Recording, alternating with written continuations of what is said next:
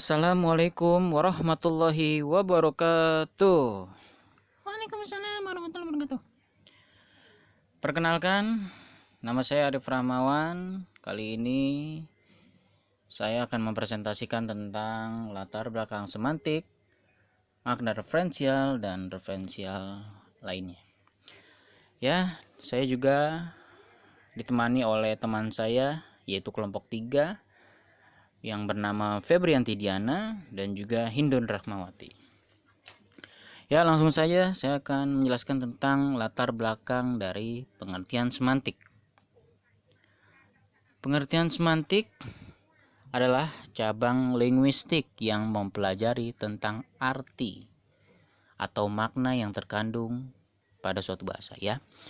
Di dalam pengertian semantik ada cabang linguistik yang mengenai tentang arti makna yang terkandung pada suatu bahasa. Ketika kita berbahasa, ketika kita berucap kalimat, ketika kita bercucur kata dengan lawan jenis kita, dengan orang lain, ketika kita berbahasa itu mengandung makna, mengandung arti, ya.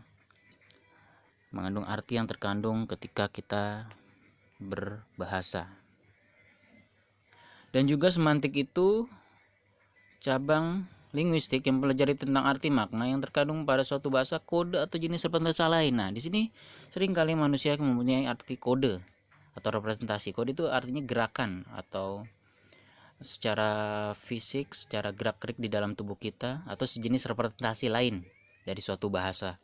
Dan juga secara singkat, definisi semantik adalah pembelajaran mengenai makna yang saya sudah jelaskan tadi secara singkat, yaitu semantik juga mempelajari tentang mengenai makna atau tentang arti yang terkandung dalam suatu bahasa tersebut.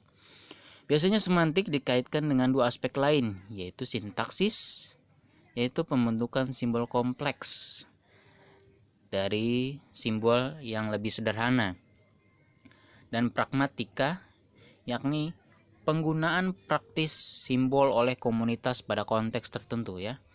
Jadi semantik ini mengandung arti, yaitu tentang arti makna tergantung pada suatu bahasa tertentu. Bisa melalui kode, bisa atau jenis representasi lain. Intinya adalah semantik mengandung makna atau arti yang terkandung di dalamnya. Seperti itu latar belakang dari semantik kali ini.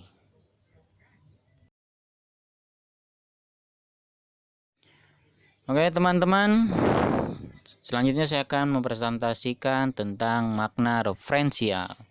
Tadi saya sudah menjelaskan tentang materi latar belakang pengertian semantik, yaitu cabang linguistik yang mempelajari tentang arti atau makna yang terkandung pada suatu bahasa, kode atau jenis representasi lain. Jadi intinya adalah semantik itu adalah secara singkat sebagai alat pembelajaran mengenai arti atau makna, gitu. Oke, selanjutnya saya akan mempresentasikan tentang makna referensial, teman-teman. Di sini makna referensial adalah makna yang berhubungan dengan kenyataan atau memiliki referen atau acuan. Jadi berhubungan dengan kenyataan atau hadirnya sebuah fakta, hadirnya sebuah tiada kebohongan atau fiksi. Jadi referensial adalah kenyataan atau sesungguhnya atau fakta yang sesungguhnya.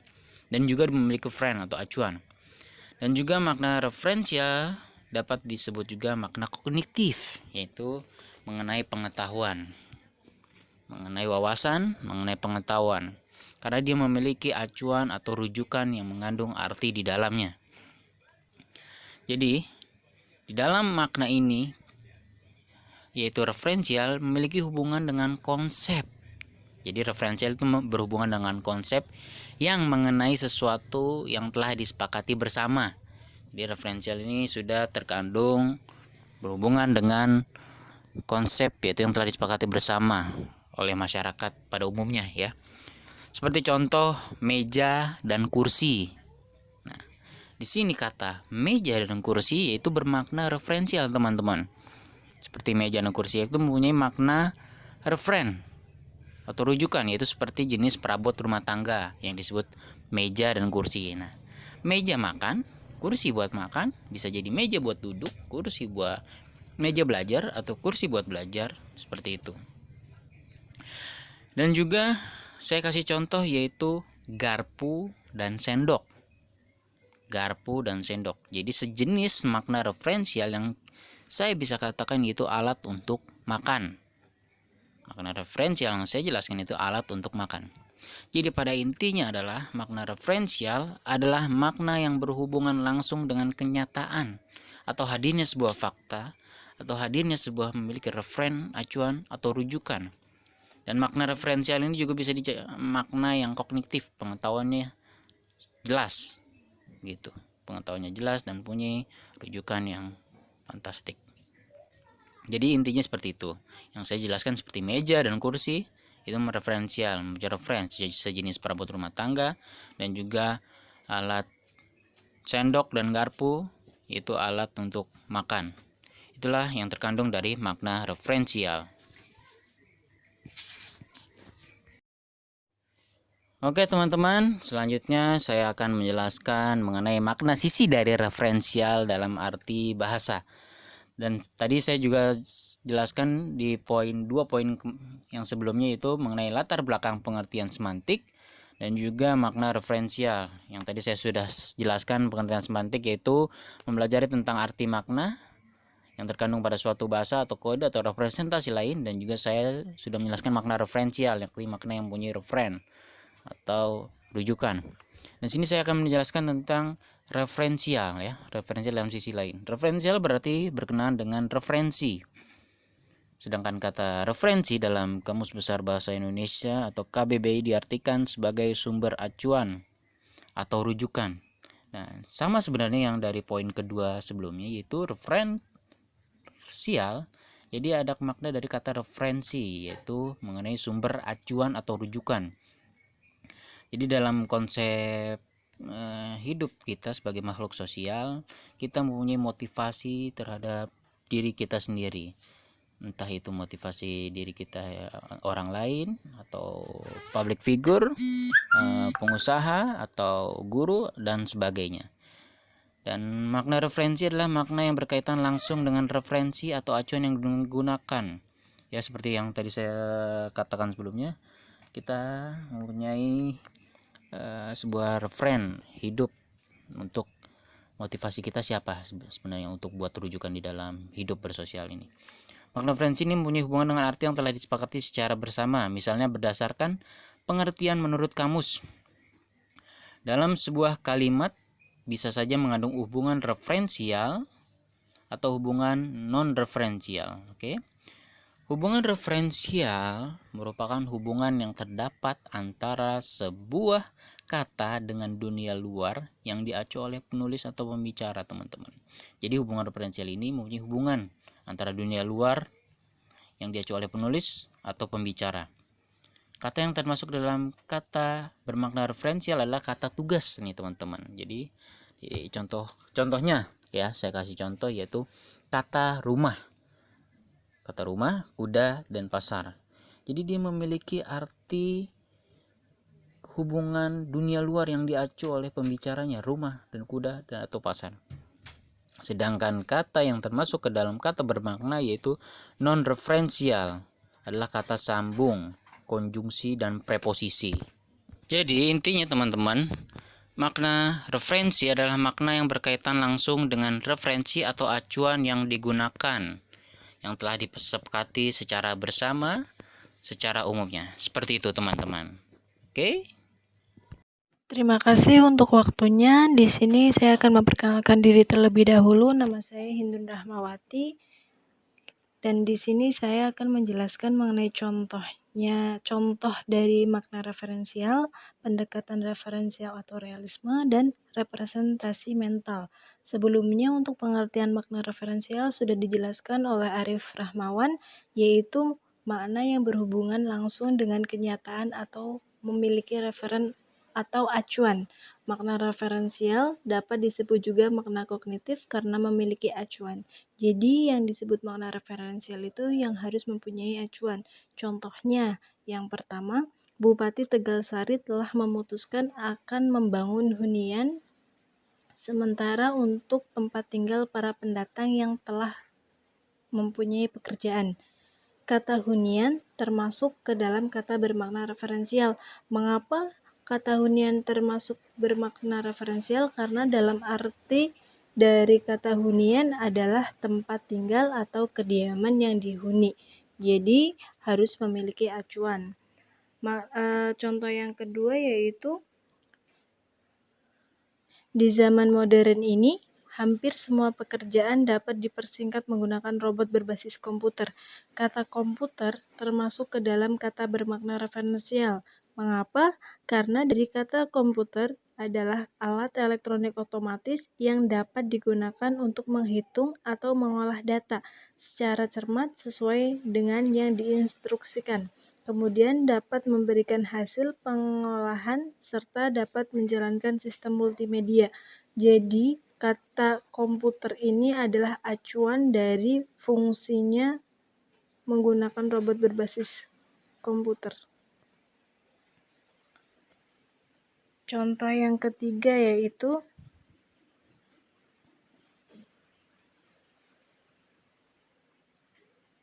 mungkin dalam PPT kita hanya ada 2 contoh, tapi saya di sini akan menjelaskan ada 3 contoh.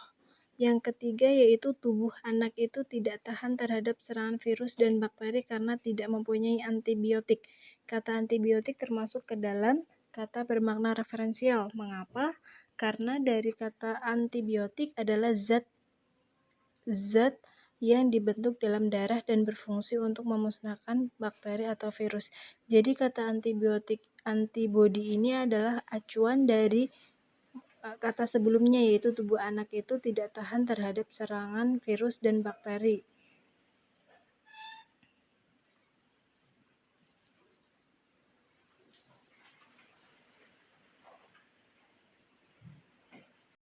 Lanjut ke poin yang kedua dari pembagian saya yaitu pendekatan referensial. Ada 3 fungsi bahasa yang relevan diangkat sebagai pijakan awal pembahasan masalah. Yang pertama pendekatan referensial, yang kedua pendekatan ideasional, serta pendekatan behavioral. Fungsi bahasa sebagai wakil realitas yang menyertai sebagai proses berpikir manusia secara individual, sebagai media yang dalam mengolah pesan dan menerima informasi, serta sebagai faktor sosial yang mampu menciptakan berbagai bentuk komunikasi. Apabila fungsi pertama menjadi pijakan awal pendekatan referensial, fungsi kedua menjadi dasar kajian pendekatan ideasional, makna fungsi ketiga adalah pusat pandang dari pendekatan behavioral. Jadi fungsi dari pendekatan referensial yaitu wakil realitas yang menyertai sebagai proses berpikir manusia secara individual. Dalam pendekatan referensial, makna diartikan sebagai label yang berada dalam kesadaran manusia untuk menunjukkan dunia luar. Sebagai label atau julukan, makna itu hadir karena adanya kesadaran, pengamatan terhadap fakta, dan penarikan kesimpulan yang keseluruhannya berlangsung secara subjektif. Terdapat julukan simbolik dalam kesadaran individual itu lebih lanjut memungkinkan manusia untuk menyusun dan mengembangkan skema konsep. Kata pohon misalnya, berdasarkan kesadaran, pengamatan, dan penarikan kesimpulan bukan hanya menunjukkan jenis-jenis tumbuhan, melainkan memperoleh julukan sebagai ciptaan, hidup, fana, sehingga pohon dalam baris puisi Gunawan Muhammad disebutnya berbagai dingin di luar jendela, atau mengekalkan yang esok yang mungkin tak ada. Jadi langsung saja untuk pendekatan referensial atau realisme ini, yang pertama adalah bahasa berfungsi sebagai wakil realitas. Sudah dijelaskan sedikit oleh saya. Terus yang kedua, wakil realitas itu menyertai proses berpikir manusia secara individual. Yang ketiga, berpusat pada pengolahan makna sesuai realitas secara benar, adanya kesadaran pengamatan terhadap fakta, dan penarikan kesimpulan secara subjektif. Jadi untuk penarikan faktanya berdasarkan subjektif. Terus yang kelima, makna merupakan julukan atau label yang berada dalam kesadaran manusia untuk menunjukkan dunia luar. Yang terakhir, membedakan makna dasar denotatif dari makna tambahan atau konotatif. Jadi kesadaran, pengamatan, dan penarikan kesimpulan dari pemberian julukan dan pemaknaan tersebut berlangsung melalui bahasa. Akan tetapi berbeda dengan bahasa keseharian, bahasa yang digunakan di situ adalah bahasa perseorangan atau private language. Ya, dengan demikian makna dalam skema konsep dapat merambah ke dunia absurd yang mempribadi dan terasing dari komunikasi keseharian.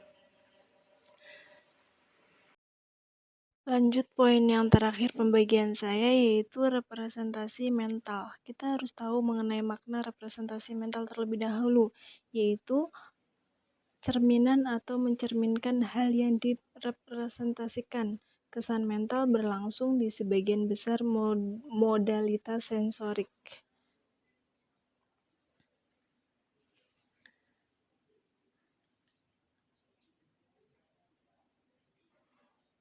Representasi mental atau representasi kognitif dalam filsafat pikiran psikologi kognitif, ilmu saraf dan ilmu kognitif adalah simbol kognitif internal hipotesis yang mewakili realitas eksternal atau proses mental yang menggunakan simbol tersebut. Sistem formal untuk membuat entitas atau jenis informasi tertentu secara eksplisit bersama dengan spesifikasi tentang bagaimana sistem melakukan ini. Representasi mental adalah gambaran mental dari hal-hal yang sebenarnya tidak ada pada indera. Dalam filsafat kontemporer, khususnya di bidang metafisika seperti filsafat pikiran dan ontologi, representasi mental adalah salah satu cara yang berlaku untuk menjelaskan dan menggambarkan sifat, gagasan, dan konsep. Representasi mental atau citra mental memungkinkan mewakili hal-hal yang belum pernah dialami serta hal-hal yang tidak ada. Pikirkan diri Anda bepergian ke tempat yang belum pernah Anda kunjungi sebelumnya atau memiliki lengan ketiga. Hal-hal ini tidak pernah terjadi atau tidak mungkin dan tidak ada. Namun otak dan citra mental kita memungkinkan kita untuk membayangkannya. Jadi misal kita mau bepergian ya, terus sebelumnya kita juga tidak pernah berpikir kita akan mengunjunginya, tapi kita pasti dalam otak kita atau citra kita, kita akan memikirkannya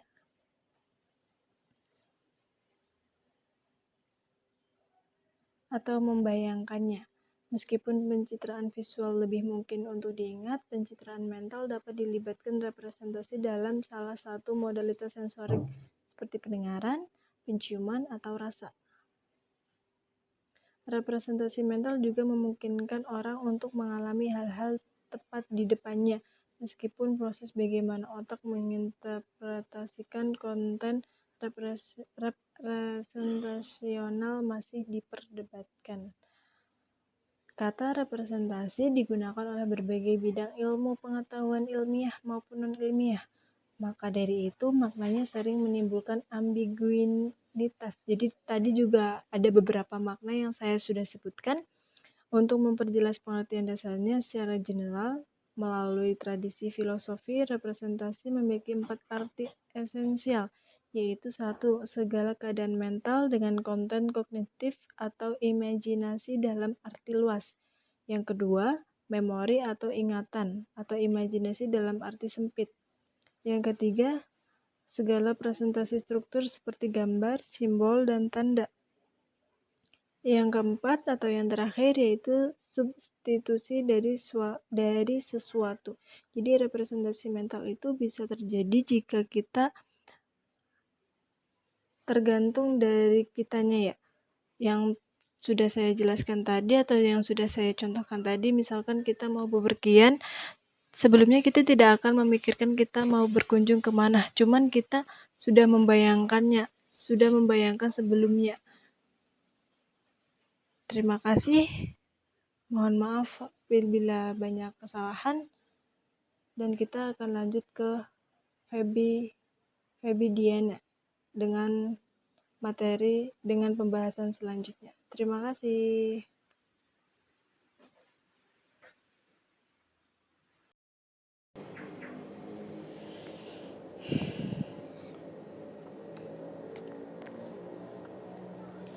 Perkenalkan, nama saya Febrianti Diana Lestari dari kelas S6B.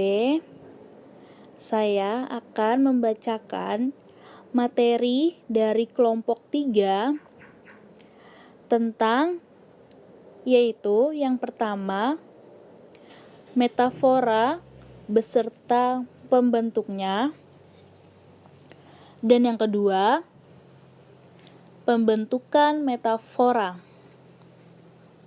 Yang pertama, metafora beserta pembentuknya adalah merupakan sebuah fenomena kebahasaan yang berlaku dalam tataran semantik. Dalam kajian linguistik, semantik juga merupakan cabang dari ilmu linguistik yang mempelajari tentang makna atau yang memiliki arti maknanya itu sendiri. Metafora juga terkait dengan relasi antara satu kata dengan kata lain dalam membentuk sebuah makna. Metafora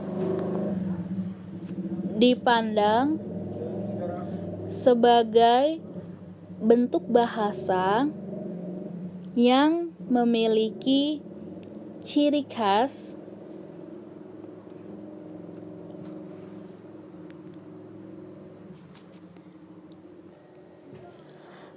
dan bisa juga aneh karena relasi kata dalam metafora melampaui batas relasi bahasa secara literal yang telah disepakati bersama di dalam komunikasi keseharian. Metafora ditandai dengan pergantian ciri relasi, asosiasi, konseptualisasi, dan analogi dalam penataan hubungannya.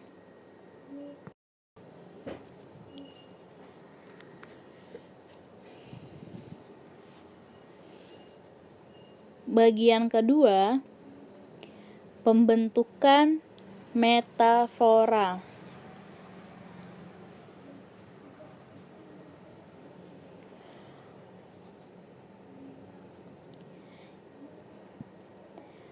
Yang pertama, ada metafora bercitra antropomorfik.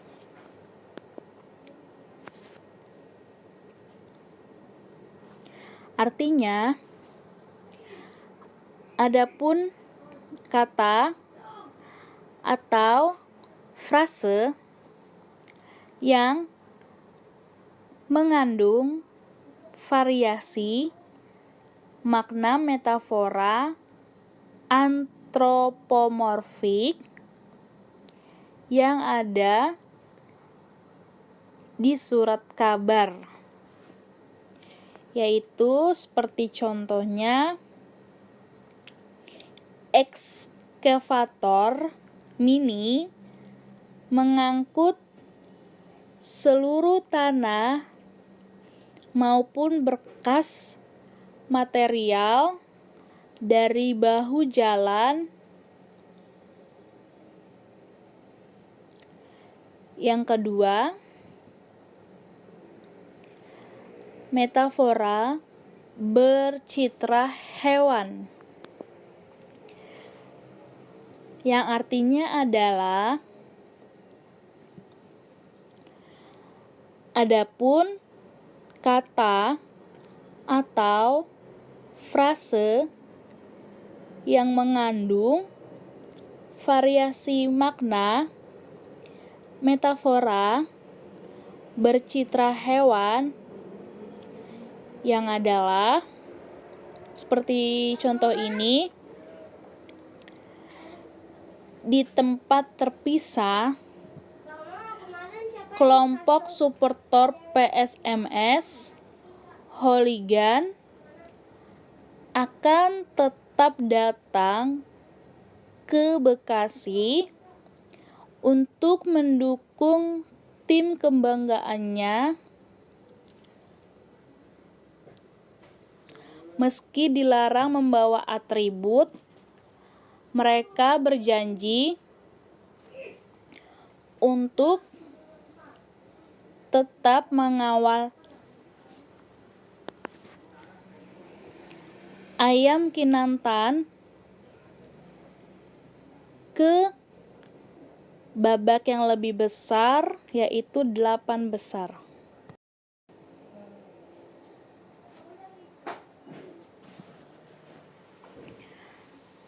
Selanjutnya, yang ketiga, metafora bercitra konkret ke abstrak.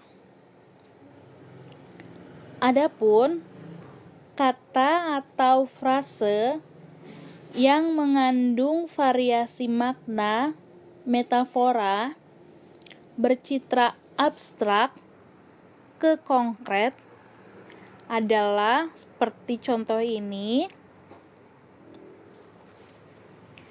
Di pertandingan pecah ke-11 Liga Premier di London Stadium Minggu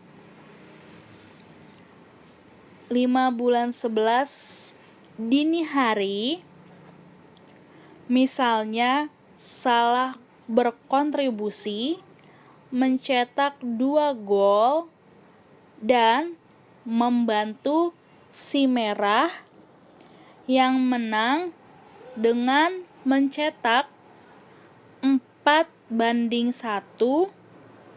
atas West Ham United.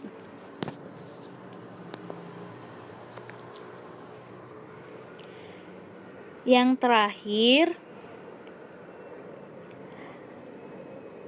keempat, metafora bercitra sinestesia.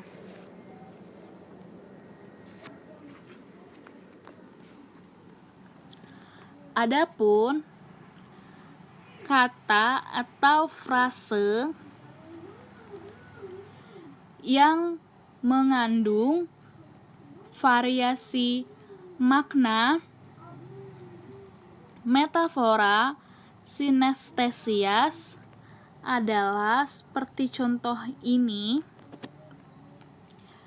Jan Pieter menambahkan KKI Sumut akan terus berkontribusi mencetak karakter berprestasi untuk membawa harum nama Sumut dan bahkan nama seluruh Indonesia dengan penghargaan yang sangat berharga.